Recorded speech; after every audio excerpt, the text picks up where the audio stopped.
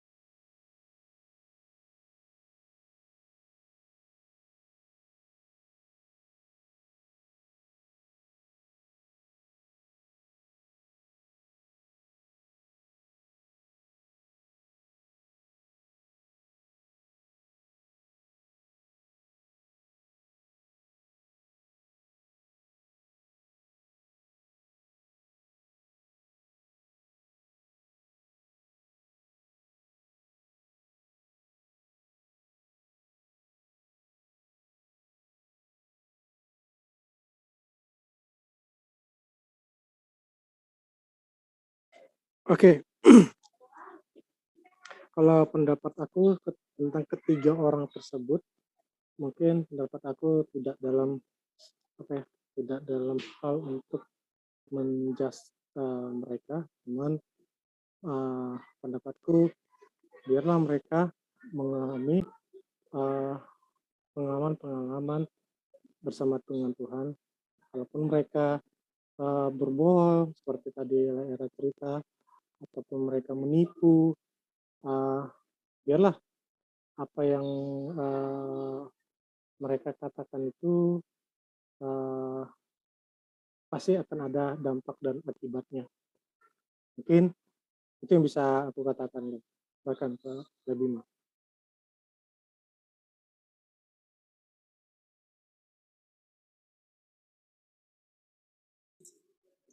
Ya, senadalah dengan Benny tadi ya.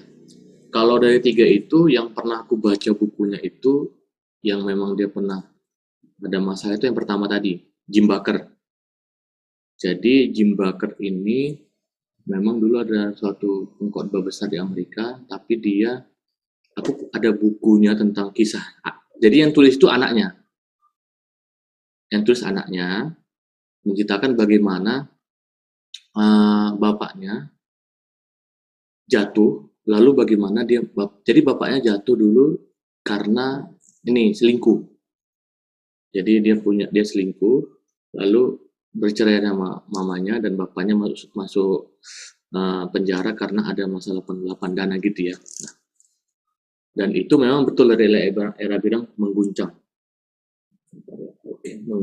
Kristen di Amerika, karena dia salah satu yang besar, Jim Baker ini.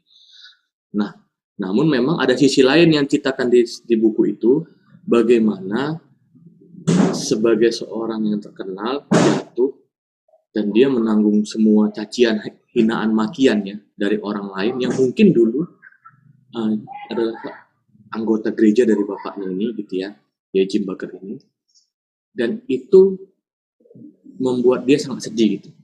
Ternyata dia merasa bahwa seolah-olah berarti kalau membuat kesalahan, kita sebagai orang Kristen berbuat kesalahan, kasih itu ternyata hanya sebatas omongan gitu yang dia kritisi. Nah, pada akhirnya anak ini dia bilang bahwa dari kejadian bapaknya itu dia belajar untuk mengasihi semua orang apapun kesalahannya. Jadi dia tuh salah satu yang melayani orang-orang kayak rocker-rocker, orang-orang terlantar, orang-orang yang udah ditolak dunia, grup band-band setan gitu ya. Dia yang layani anak Jim Baker ini. Nah, lewat pelayanan dari anaknya ini, bapaknya tobat. Jadi pas keluar dari penjara, bapaknya ngalamin pertobatan. Nah, di situ memang dia jelaskan bahwa dia tidak membenarkan apa yang dilakukan oleh bapaknya, karena emang itu salah, dosa, tapi yang dilakukan orang lain itu juga hampir sama, dia bilang hal itu. Kalau Jim Swaggart, aku pernah dengar dia, betul tadi Lera bilang, kalau orang Robert, dia bilang, aku pernah dengar kisahnya itu, ini ya, apa namanya, dia bilang ketemu Tuhan Yesus, ya kan ya, tingginya katanya berapa ratus meter gitu, aku lupa. Dia udah bisa mengidentifikasi gitu, ternyata nggak benar. Nah, lalu dia bilang tadi betul ya, 8 juta dolar untuk menyelamatkan sebenarnya aset dia, aset pelayanannya, dan akhirnya asetnya tetap bangkrut gitu. Nah, Jim Swaggart aku nggak tahu.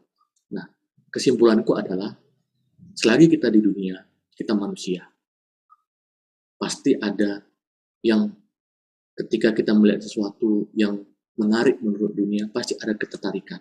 Nah, dan mungkin mereka membuktikan bahwa mereka masih manusia. Dan ketika mereka jatuh itu urusan mereka dengan Tuhan. Dan bagianku adalah mengingatkan orang lain bahwa kesalahannya jangan terulang gitu. Namun aku tidak dalam posisi untuk menghakimi dia dan bilang bahwa kalian masuk neraka karena udah neraka. Enggak, itu bagian Tuhan. Tuh. Jadi di sini aku ambil posisi, aku bilang bahwa apa yang aku salah, tapi aku tidak berhak untuk bilang bahwa itulah dia orang yang masuk neraka gitu. Enggak. Aku nggak berani bilang karena itu bagian Tuhan. Tapi apa yang akan salah, dilakukan dia salah. Dan karena itu ya pasti mencoreng, mencoreng Kristen. Itu. Terima kasih.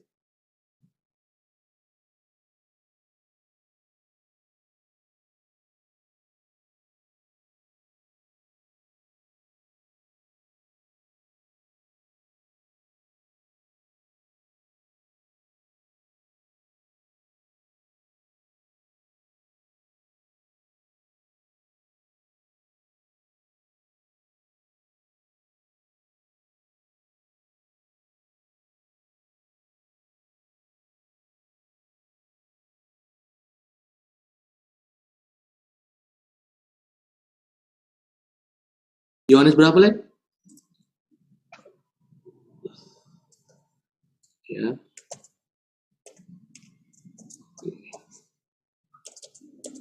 Bentar,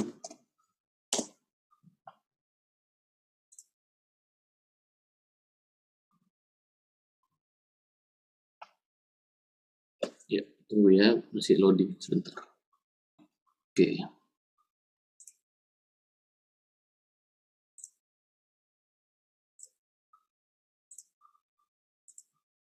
Ya.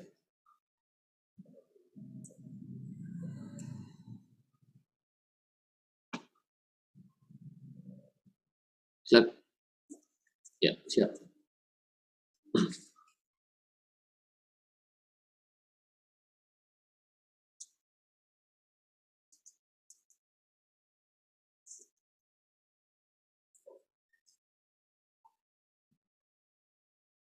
Murid-murid itu memandang seorang kepada yang lain, mereka ragu-ragu siapa yang dimaksudkannya.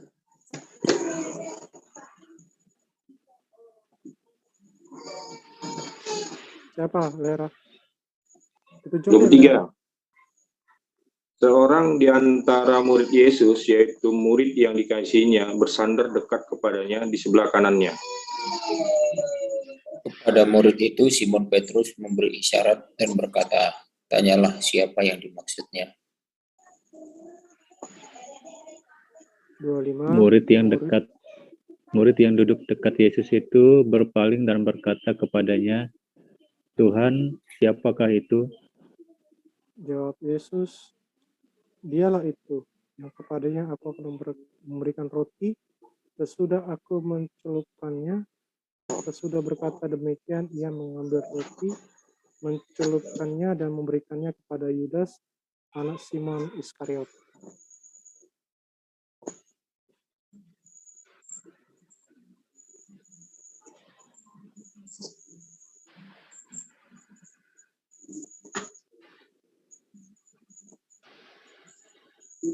Tetapi tidak ada seorang pun dari antara mereka yang duduk makan itu mengerti apa maksud Yesus mengatakan itu kepada Yudas. 29. Karena Yudas memegang kas, ada yang menyangka bahwa Yesus menyuruh dia membeli apa yang perlu untuk perayaan itu dan memberi apa kepada orang miskin. Yudas menerima roti itu lalu segera pergi. Pada malam itu, hari sudah malam.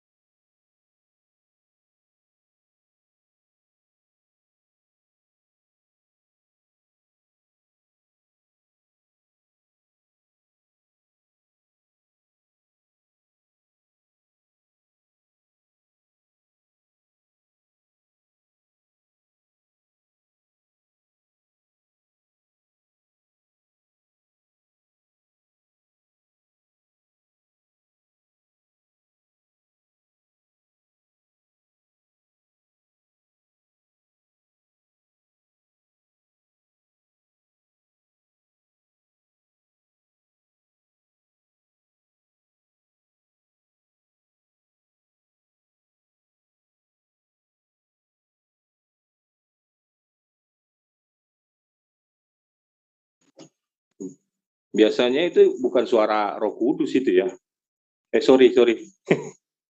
Kupikir aku diri ngomong.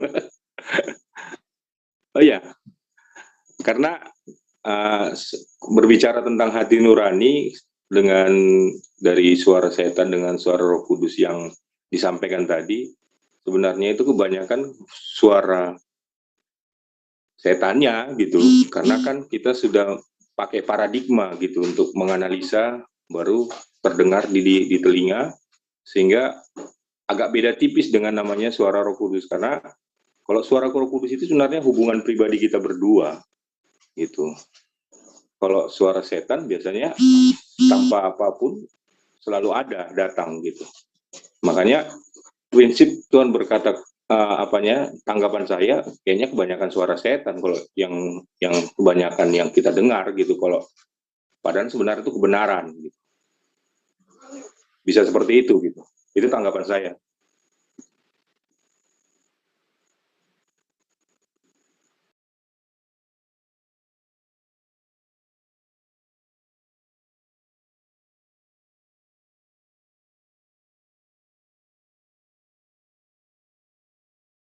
Yang pertama nengok konteksnya ya, tapi aku eh, nggak tahu dia mau mendengar apa hati nuraninya atau Roh Kudus, atau suara Tuhan atau apa.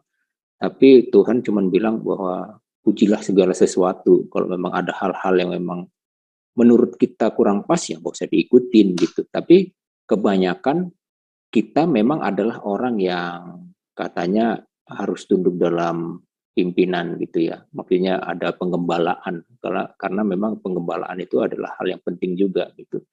Makanya juga kita didorong untuk berdoa terhadap pemimpin-pemimpin kita supaya dia tidak salah arah dalam memberikan pimpinan atau sistem penggembalaannya dia. Walaupun sekali lagi kalau ada satu instruksi atau bukan instruksi ya, nubuatan atau sesuatu yang dia tangkap dari Tuhan dan itu diimpartasikan kepada jemaat, dia kembali kepada jemaatnya masing-masing, ujilah itu gitu. Apakah itu benar, cocok diikuti? Kalau memang itu tepat, kita mendapatkan konektivitas yang sama, oh iya aku juga dapat hal yang sama, ya ikutin gitu. Aku sih pikirnya begitu.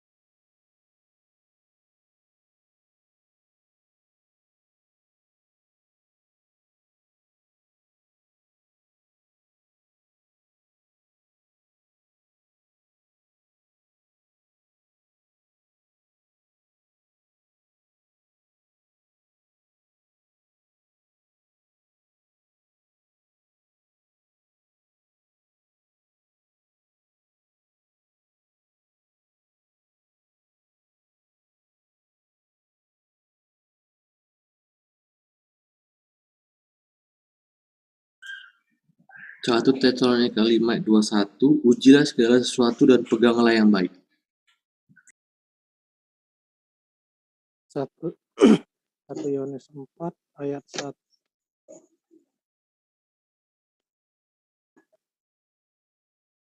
Saudara-saudaraku yang kekasih, janganlah percaya akan setiap roh, tapi ujilah roh apakah mereka berasal dari Allah, sebab banyak nabi-nabi palsu yang telah muncul dan pergi ke seluruh dunia.